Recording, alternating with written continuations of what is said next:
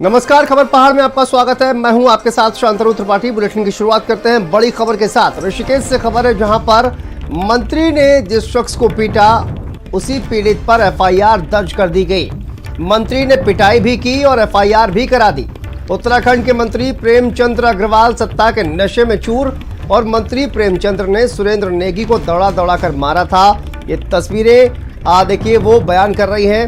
मंत्री, स्टाफ और गनर ने नेगी को जमकर पीटा था और नेगी की मंत्री के द्वारा पिटाई का वीडियो वायरल हुआ था और अब नेगी के ही खिलाफ गंभीर धाराओं में एफआईआर लिखी गई है। मंत्री ने लूट, छिनैती और मारपीट की कई धाराएं लगवाई हैं। उत्तराखंड के शहरी विकास मंत्री का ये कारनामा सामने आया है। ट्रैफिक जाम में फंसने पर मंत्री को टोकने पर उसकी पिटाई कर दी गई। उत्तराखंड सरकार और बीजेपी ने मंत्री पर एक्शन नहीं लिया। वहीं पर ऋषिकेश के सुरेंद्र नेगी पर एफआईआर अब लिखी गई है, तो सत्ता में मदहोश हुए प्रेमचंद्र अग्रवाल पर एक्शन नहीं लिया गया है। तस्वीरें देखिए सामने आ रही है किस तरह से मंत्री जी एक शख्स को पीटते हुए नजर आ रहे हैं और उसके बाद पुलिस का कारनामा भी सामने आया है और पीड़ित के खिलाफ ही मामला दर्ज कराया गया है। और इसी खबर पर पंकज पवार, उत्तराखंड ब्यूरो चीफ, हमारे साथ जुड़ गए हैं। पंकज, क्या अपडेट सामने आ रही है? कल जिस तरह से तस्वीरें आई, एक शख्स को मंत्री जी पीटते हुए दिखाई दिए, उनके साथ में उनका गनर भी उस शख्स को पीट रहा था। अब अपडेट सामने आ रही है कि पीड़ित के खिलाफ ही एफआईआर दर्ज कर ली गई है। देखिए, बिल्कुल, और यही सत्ता है, इसी को सत्ता कहते हैं कि जो जनता है, जिसको पीटा गया उसके खिलाफ ही मुकदमा दर्ज करा दिया गया। आप ये समझिए कि सबसे पहले मारपीट करने वाले जो थे प्रेमचंद अग्रवाल थे, सबसे पहला थप्पड़ और इस मामले को बढ़ाने वाले प्रेमचंद अग्रवाल थे। वो अगर चाहते तो इस मामले को बातचीत से खत्म कर सकते थे, लेकिन शुरुआत उन्होंने की और जिस तरीके से सुरेंद्र सिंह नेगी बकाल उसका जो बयान सामने आ रहा था, उनके अनुसार गालियां भी शुरुआत में मंत्री ने शुरू की थी। तो आप समझ सकते हैं कि जिनके ऊपर एफआईआर होनी चाहिए थी उनपे नहीं हुई, क्योंकि वो मंत्री हैं और क्योंकि वो पुलिस का गनर है और उनका गनर है, उनके खिलाफ कोई कार्रवाई नहीं हुई। लेकिन सुरेंद्र सिंह नेगी और उनके एक दोस्त जो है उनके खिलाफ मुकदमा दर्ज कर दिया गया है, लूट, छिनौती और मारपीट का। चलिए, मारपीट हुई वो तो हम मानते हैं, लेकिन लूट और छिनौती ये किस उसमें धारा लगाई गई है? ये कहीं ना कहीं ये एक तरीके से मोडस ऑपरेंडी हो जाती है कि भाई अगर मारपीट हुई है, किसी को ज्यादा धाराओं में फंसाना है तो भाई लूट और छिनौती का भी लिखवा दो। तो कहीं ना कहीं इस पर सरकार को संज्ञान लेना चाहिए।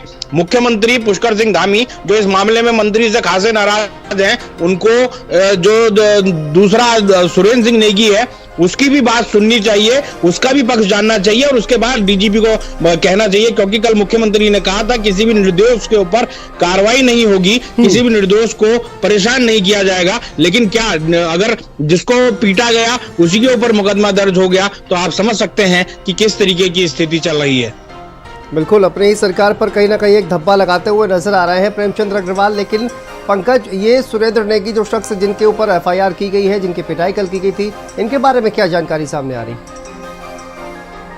देखिए, कुछ लोग जो मैंने आरएसएस जो मैंने ऋषिकेश के लोगों से पूछा है, कुछ का मानना है ये पूरे आरएसएस परिवार के रहे हैं, लेकिन कुछ जो बीजेपी बैकग्राउंड के लोग हैं उनका कहना है कि आरएसएस के नहीं, एक जो जयेंद्र रमोला जो कांग्रेस के प्रत्याशी रहे हैं इससे पहले, उनके करीबी हैं। हालांकि क्या कुछ रहा क्या कुछ नहीं वो तो आने वाला वक्त बताएगा, लेकिन सबसे बड़ी बात यह है कि आप सरेआम, आप मंत्री हैं, आप सरेआम किसी भी, चाहे वो विपक्ष का ही नेता क्यों ना हो, विपक्ष का ही कार्यकर्ता क्यों ना हो, उसको ऐसे पीटा जाएगा क्या ऐसे पीटते हैं? क्या आप मंत्री की आपने जो शपथ ली है, जनता से को एक समान देखने की आपने शपथ ली है, क्या आप उसको सड़क बीच राह सड़क पर मारते हुए नजर आएंगे? आपका गनर उस पर लात घुसे बरसाता हुआ नजर आएगा क्या?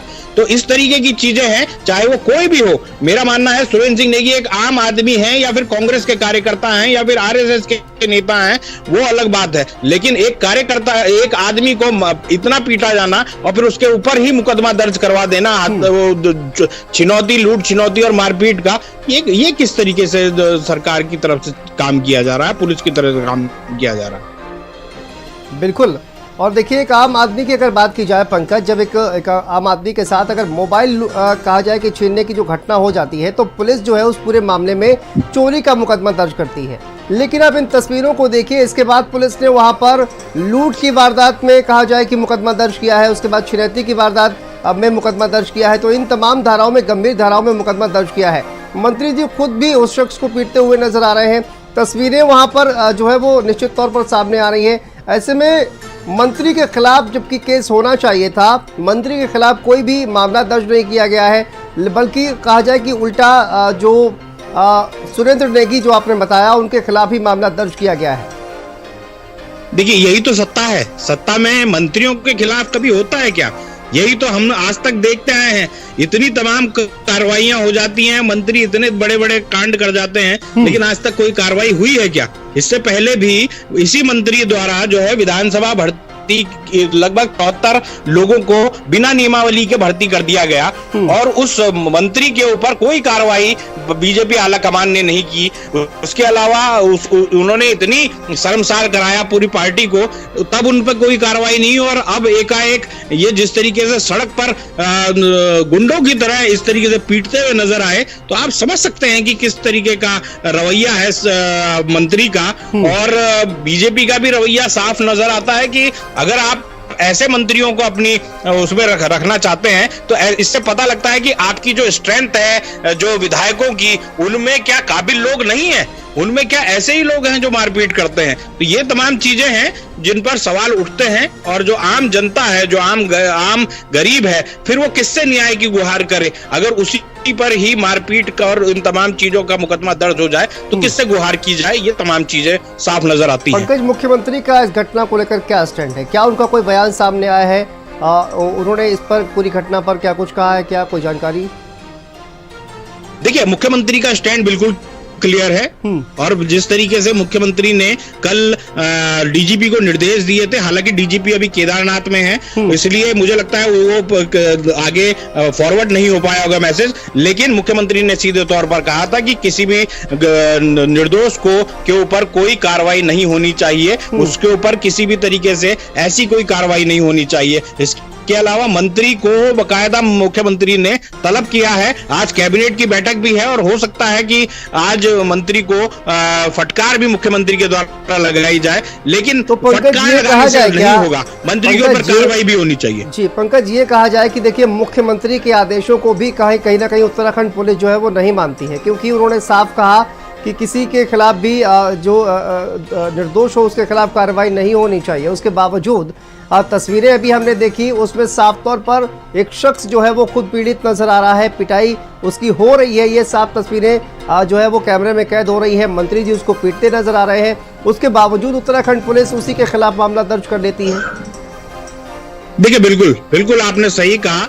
मुख्यमंत्री को इस पे और गंभीरता से इन पर कार्रवाई करनी चाहिए। और जो जिन लोगों ने इस तरीके से मुकदमा दर्ज किया है, देखिए, आप वीडियो कभी गलत नहीं बोलता। लिखित में कई बार अखबारों में कोई चीज छपती है तो लोग बोलते हैं तोड़ मरोड़ कर पेश कर दिया गया, लेकिन वीडियो गलत नहीं बोलता। वीडियो तो वही दिखाता है जो होता है। तो पहले मारना मंत्री ने शुरू किया, उसके बाद उसके गनर ने इतना मारा, लात घुसे चलाए, और उसके बाद जाके अगर सुरेंद्र सिंह नेगी ने कोई अगर अपनी उसमें कोशिश की हो तो वो अलग बात है, उसने भी मारपीट की है, इससे गुरेज नहीं किया जा सकता, उसने भी पत्थर चलाया था। लेकिन इसका मतलब ये नहीं है आप उस पे हत्या का मुकदमा, आप उस पे लूट और चुनौती का मुकदमा और मारपीट का मुकदमा दर्ज करा दिया जाए और गनर और मंत्री जी साफ बच जाए। ये तो ऐसा कभी नहीं हो सकता। और अगर आप नहीं, किसी को ये वीडियो नहीं दिख रहा है, पर कहीं ना कहीं सवाल जो है वो खड़े होते हुए पंकज नजर आ रहे हैं। साथ साथ इन मंत्री पर आखिर कार्रवाई कब होगी ये भी देखना दिलचस्प होगा। पंकज, आप बने